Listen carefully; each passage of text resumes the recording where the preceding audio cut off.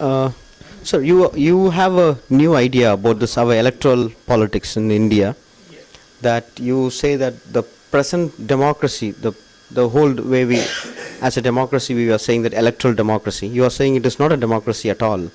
It is really, it's a very different. I don't want to say that. What I want you to elaborate on this topic. What you have a new idea in the sense to propose, and I also think that many of the Dalit politicians are actively participating in this. Your idea would be in future be big idea, I suppose.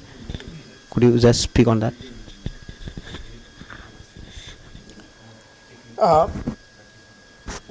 It's not really so much of a new idea.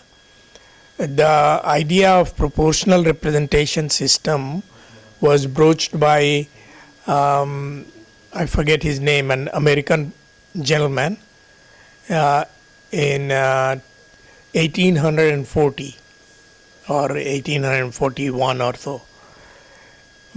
And then it was kind of debated among academics in Europe, but never tried anywhere until 1890s.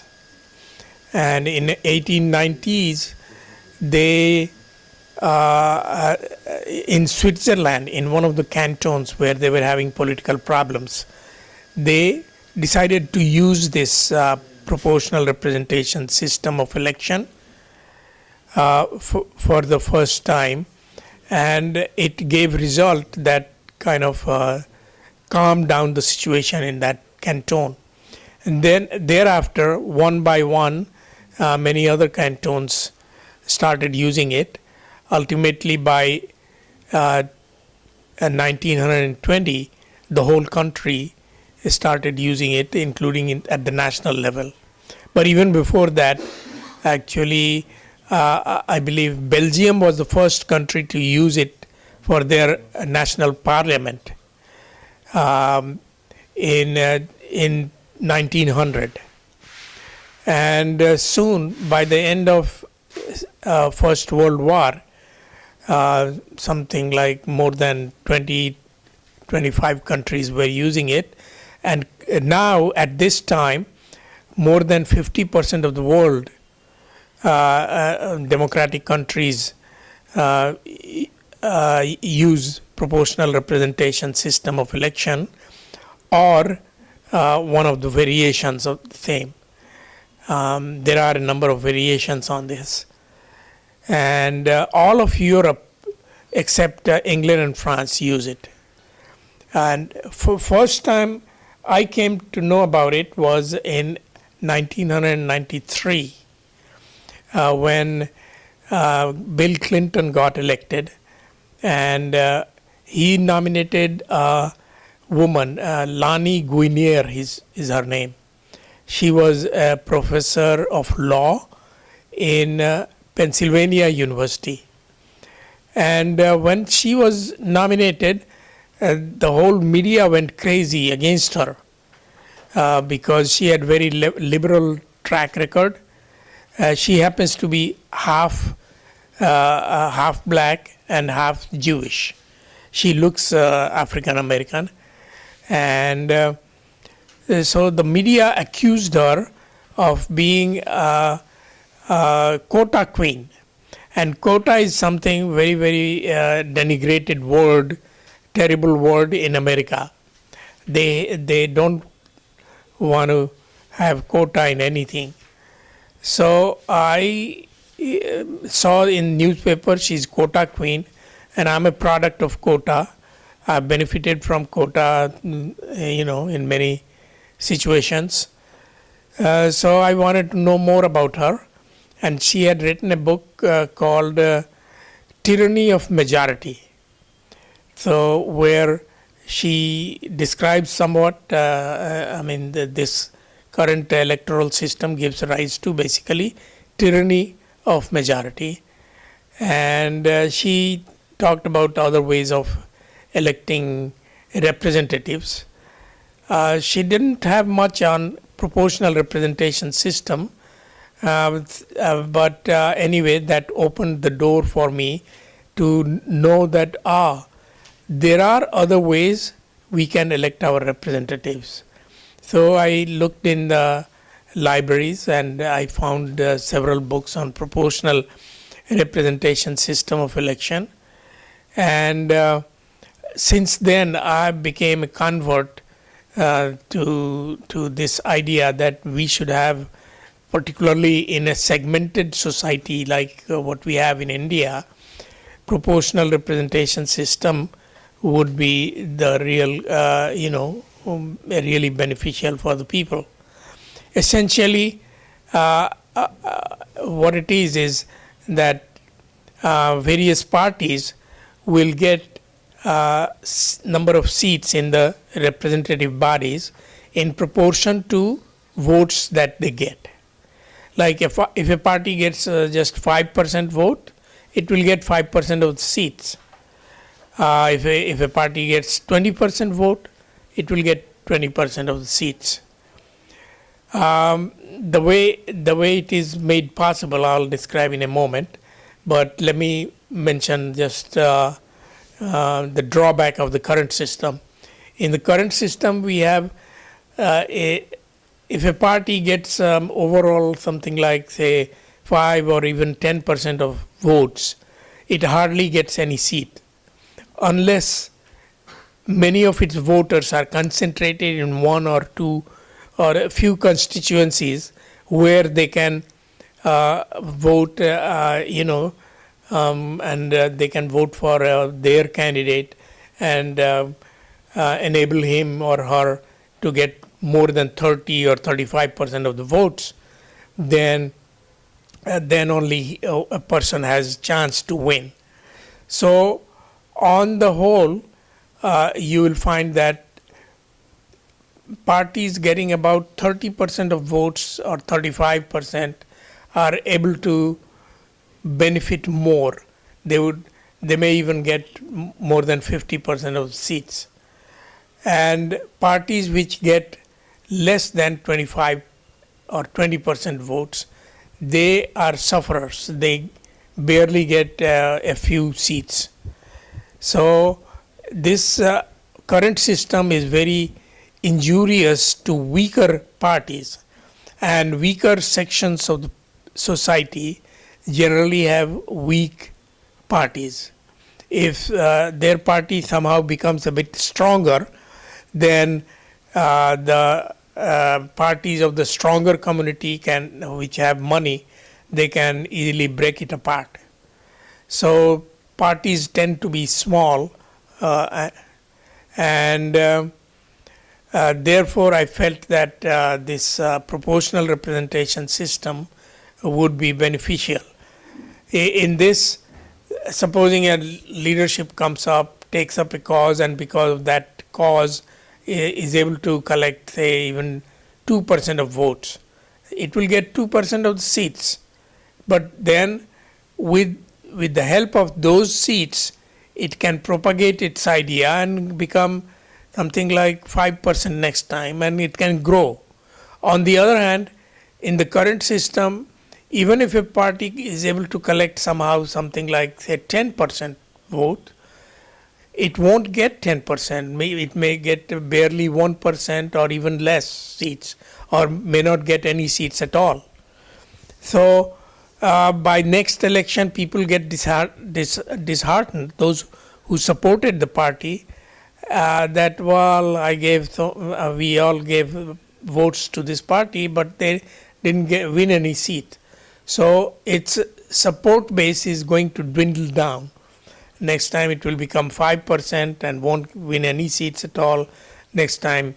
And after a couple of elections, it will die off. Actually, I can tell you example of the U.S. In the U.S., they have the same kind of electoral system, except it is presidential system and we have parliamentary system. So head of the government there is elected directly by the people, whereas the head of our government is elected by the parliament. So, but other than that, the parliament here is elected by people from one person from each constituency. There also the House of Representatives and the Senate, each constituency elects one single person at a time. So there, what happened in 2000, or I would say actually 1999, there was a lot of support for the Green Party. Somehow, because of its leadership and because of the cause, they had, according to some polls, something like 10% of the population was supporting Green Party. But by the time the election came, about a year before that, it was 10%. By the time election came, many of the Green Party supporters started thinking that, well, if we vote for Green Party, they won't be able to really win any seats with 10% support. And we are all Democrats, so Democratic parties support base is getting split up into Green and Democrats. So they won't win, the Democrats will lose. So the support for Green Party dwindled down to 3% by the time the election came. And it really hurt them. Al Gore was Democratic Party candidate and he lost, and a lot of people blamed the Green Party for causing the defeat of Al Gore, and the power went to the Republicans and George Bush, who was really the most terrible president, I would say, in the history of United States. So by the time next election came, 2004, those 3% who had supported Green Party, they also felt disenchanted, and its support base came down to 1%. And by the time 2008 came, the Green Party lost total support. It hardly had any support. So in the current kind of system where each constituency elects one single person, the winner, it's the other name for the party. This system has three names. Either first past the post system, or it's called a plurality system, or it's also called winner takes all. So a person who gets generally say 30-35%, a lot of times he or she wins. But if there is, of course, a direct contest between just two individuals or two parties, then one party has to get more than 50%, and the other one, even if it's say 49%, they would lose and they won't. So in proportional representation system, what is done is that you merge a number of these single seat constituencies and make multiple seat constituency. So you may have 20 seat constituency or 50 seat constituency. The bigger is a constituency, the more proportionality can be seen. For example, if there is a 10 seat constituency, then what they do is that, they decide that if any party gets 1/10 of the total votes, then that party should get one seat. If a party gets 4/10, then that should get 4 seats. So to win one seat, you need 1/10, which means 10%. But if you had 100 seats within the constituency, then you need only 1%. 1% will win one seat, and 10% of the total votes will win you 10 seats out of 100. So the bigger is a constituency, the greater would be the proportionality, and greater chances for small parties to be able to send candidate of its own.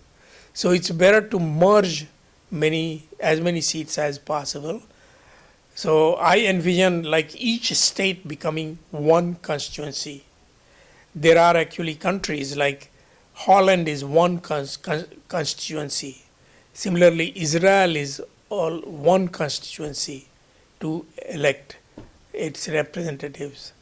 And then parties or party candidates can go anywhere they want and collect votes. And then out of the total votes, if it gets, say, 1% or 2%, then it will get 2% of the seats. Now, now who will go to represent the party? There are a number of ways of doing that. The best way that I like is close to what Finland has. In Finland, parties announce their list of candidates before election, but they don't give any priority to them. So they don't announce beforehand that if we won one seat, then this individual will go. If we win 5 seats, then the top 5 these individuals will go. They don't do that. They say that, well, everybody should go and try to get as many votes as they can, and the votes that they collect is theirs, and at the same time it gets added to the party vote. So if the party is able to collect, say, 10% of the votes, it will get, say, 10 out of 100 or 1 out of 10. And then whoever collected most votes will represent the party. On the other hand, the older system was that party will make up a list before the election, and priority will be fixed by the party, or in other words, party leaderships. So whoever is at the top of the list, he or she has the highest priority. If it wins only 1 seat, then that person will win. If it wins 5 seats, then the top 5 people from the list will win. But in Finland, that priority is not given. The priority is made after the election. Whoever wins most votes within the party will be at the top of the party list. Whoever wins the next highest will be at the second position in the party list. So I like that system better but even that system I find has some flaw, because the length of any party's list of candidates there in Finland, as well as I think in Brazil, is limited to the number of seats that are there within the constituency. So in Finland there are constituencies of 25 seats, 15 seats, 10 seats, 5 seats. So within each constituencies they have list. But if there are, say, 25 seats within a constituency, then the list can be only 25. Number of aspirants may be hundreds or thousands, those who would like to be candidate of the party. But out of them, the party will have to pick only 25. And then within the 25, there is competition. Whoever gets more votes will be at the top of the party list. And so I don't like intervention of these party heads, because whenever it is in the hands of a party leader to give nomination to an individual, then all these people who are desirous of nomination have to be subservient to the party leadership, and that is the source of one of the biggest source of corruption. So people wanting to get into public life, into politics have to first please their choose a party, a major party, through which they have a better chance of getting elected, and start becoming a sycophant of the party leadership, because there is no use for them to go and serve the people if they don't get the nomination. So, what I would personally like is that anybody should, desirous of getting into public life, should go directly to the people and join whatever party they feel is the best, and then on the basis of their public service, they would be able to collect the votes, and their position within the party will be determined by how much people like them. So in effect, in this system, the system that I support, party leadership does not determine the list. Anybody should be able to enlist himself or herself as a party's nominee. So there may be, say, 200 seats in the assembly, but there would be thousands of people on various parties list, and they can go and collect votes. So those who don't get much votes, they are basically essentially reduced to party workers, collecting a few votes here and there. Those who are able to get more votes and on account of these votes can occupy higher position in the party list, they can be said to be the real nominee of the party, and then it is from among them that the party has to pick. I mean, party doesn't pick, the people pick who would be representing the party.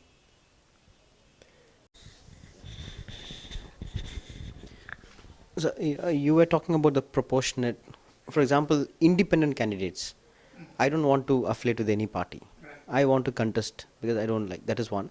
Second one is, how about the SC, ST, OBC reserved constituencies like that in Indian context?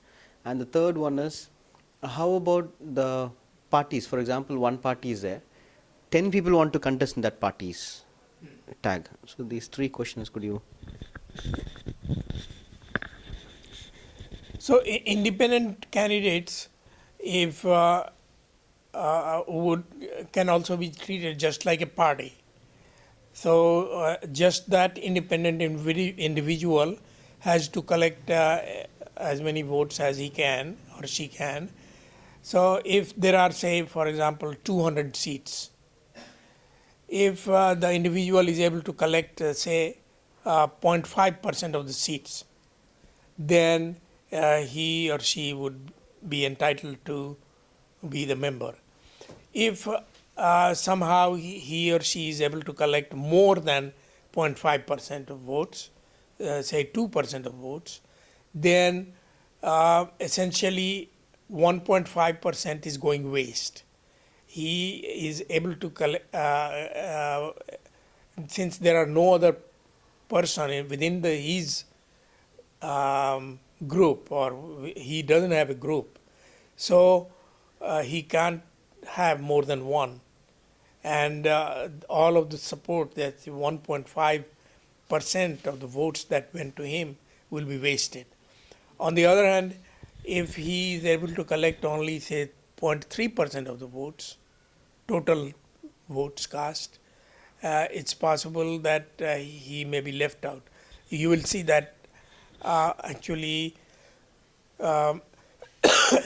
to win a seat, you may not need exactly 0.5%, but somewhat lower also, depending upon. I don't want to go into that detail. So could even with 0.4% of the votes, say, one could win the seat, but less than, say, 0.3% may not win the seat. So that kind of disadvantage is there, and one can do it, but he or she might as well have a few more supporters, and therefore, I mean, running with him, because if he gets more votes than the individuals, his colleagues, then his colleagues' votes will get added to his vote to enable him to win a seat. Uh, and if he is able to collect more vote than is needed for one seat, then he as well as the colleague will get into. So it might be beneficial for the individual thinking of running independently to just declare a party and have some more people running with him or her, and the this registration for new parties should be made easier, so that he doesn't have to go through too much problem in registering a new party. Now the second thing that you asked, if the party wins 10 seats, then who are the 10 people going to represent the party? No. In one area, Uh-huh. 10 people want to contest the same party. Yeah, as I said, in this we merge all these small constituencies which elect one person. So essentially, I support having the whole state as one multi-seat constituency. So it doesn't matter whether the support comes from one area, or it's distributed over the whole state. It doesn't matter how I collect and where I collect, my party's vote. So if a party is able to get, say, 10% of the votes from just one part of the state, they will get just as many seats and they will represent the whole state, basically. As 10% of the seats were distributed all over the state, and still they will get the 10% seat, and they would represent the whole state. And your third question was, what was the third question?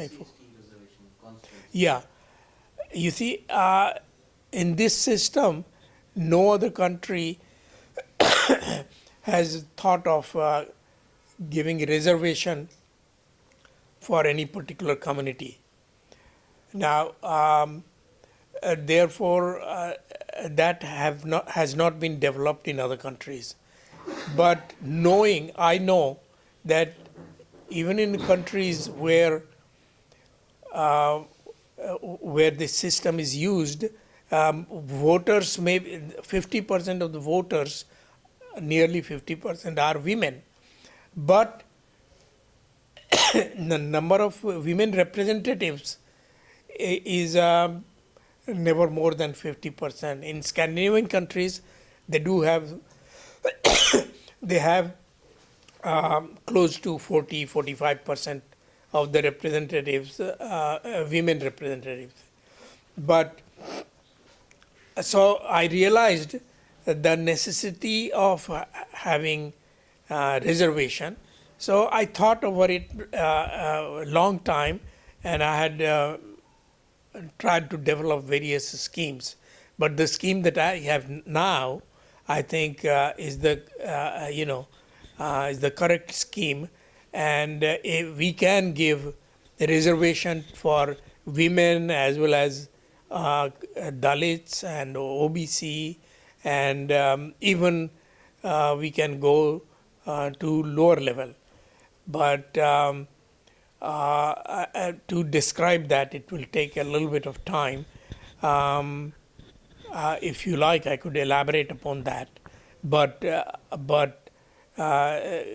giving reservation within this system is possible.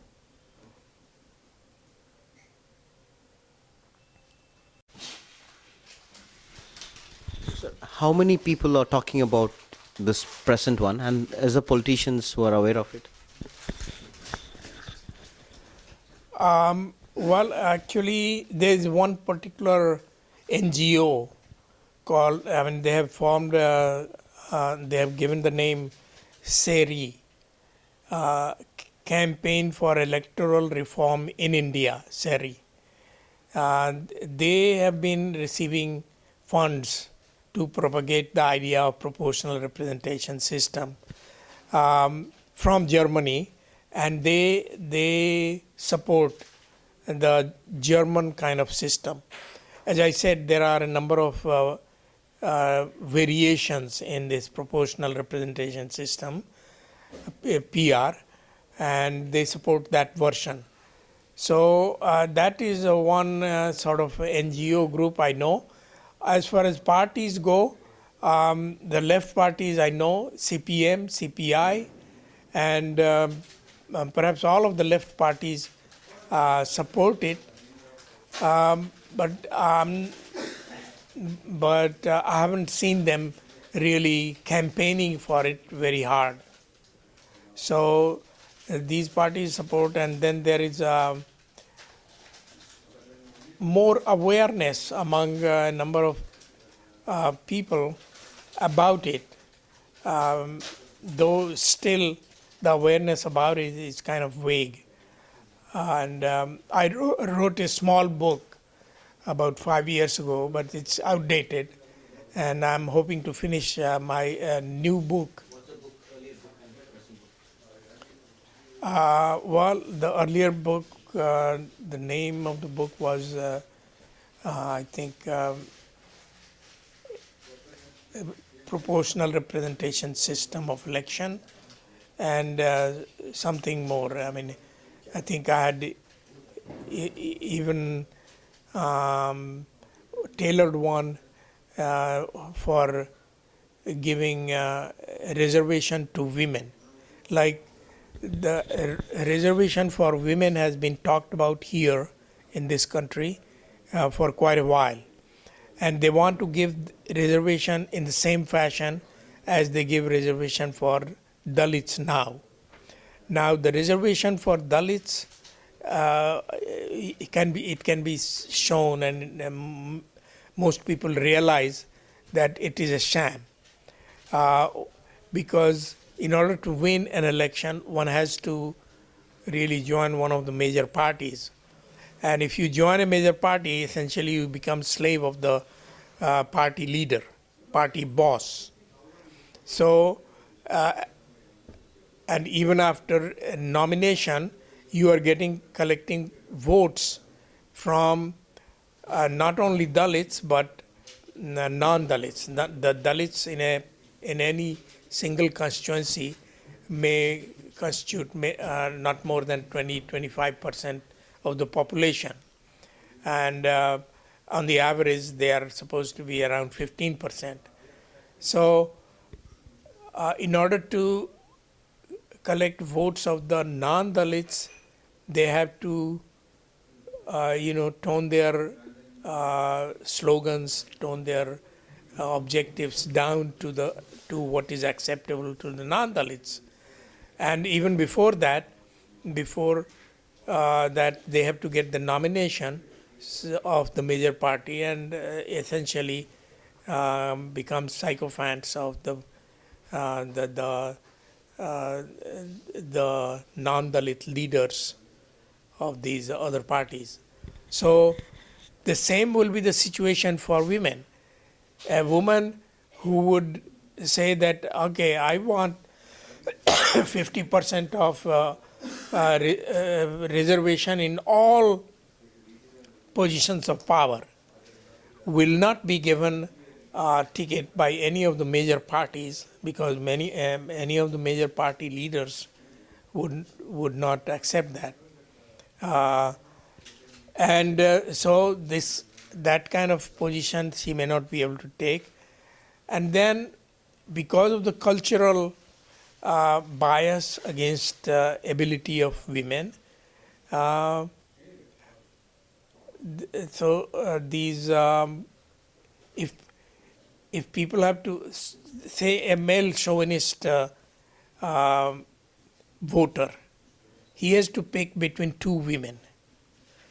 One is asking for more women's power, and the other one is asking for, are not asking for so much women's power.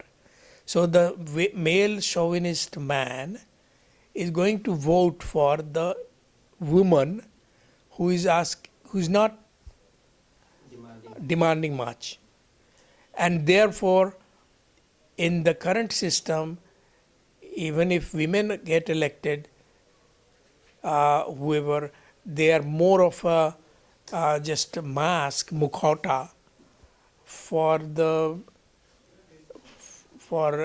majority of the people who may not be that much liberated. On the other hand, if you give reservation to women according to the system that I would be advocating, there is good chance of many more liberal women to get elected, and many more Dalit activist minded individuals to get elected than the current system allows for. Actually, let me try to just describe a little bit of. So, for example, if you want to give 50% reservation to women, then what we would do in our system is that all of the men candidates will be dropped, okay, and we will only look at the women candidates and the number of votes that they collected. So all women candidates, whatever vote they are getting, it belongs to them and it gets added to their party. So the parties are in this kind of system are now getting votes. A new computation is being made about how many votes a party has through their women candidates. So a new party quota will be decided on the basis of votes collected by their women candidates. So if a party doesn't have many women candidates, it won't collect much of women candidate votes, and so it will get very few seats in the 50% segment that's reserved for women. A party that is more, more asking for more demanding for women, may collect more women vote, and including some liberal male votes, and so if they have a party of their own, they would even on the overall basis, their vote may be less, but the fraction of women's vote may be more, and so they would be able to send more, give in more of women's seat. I think I didn't quite do justice to explanation. I couldn't describe it very clearly, but essentially this is how the reservation will be made.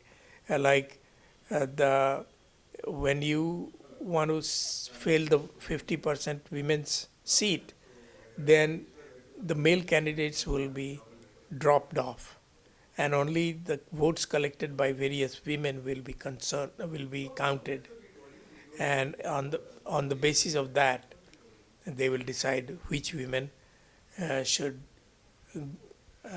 should go to. The party will decide. No, in my system, No party, just a party is one kind of a flag. no, there are a number of parties, but individual candidates can join any party. So the it is the voters who vote for a party through the candidates that are deciding how many votes a party gets. And it is the voters who will vote for some individual candidates within the party are deciding which candidates within the party will win the seats, will win the party seats. So it's the party leadership will not be involved at all.